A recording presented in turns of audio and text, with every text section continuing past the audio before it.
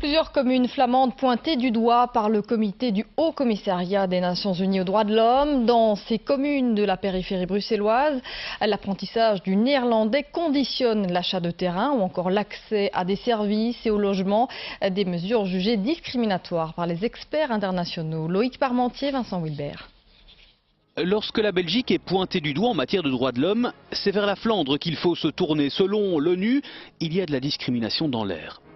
Notamment en ce qui concerne l'achat de terrains communaux, l'accès à des services et au logement, la jouissance de certaines prestations sociales ainsi que l'exercice du droit d'être élu. C'est effectivement la deuxième ou troisième fois que les Nations Unies commencent à stigmatiser en tout cas la situation dans certaines communes de la périphérie.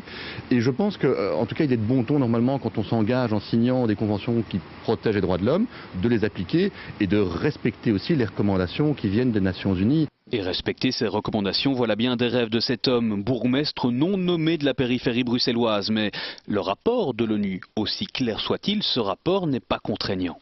Ce ne sont que des recommandations, donc de là à dire qu'on va être nommé, je ne pense pas. Mais en tout cas, il y a une prise de conscience non seulement en Belgique, comme on le sait depuis un bon bout de temps, mais aussi au niveau international. Si l'international s'intéresse à nos soucis, ça veut dire que les discriminations dont on fait l'objet sont flagrantes et là, il faudra à un certain moment agir. Les Nations Unies pointent donc la Flandre, une région qui ne respecte pas les droits de l'homme. Et cette conclusion figure sur un pied d'égalité avec la surpopulation carcérale en Belgique ou encore la violence excessive de la police lors d'expulsions d'étrangers.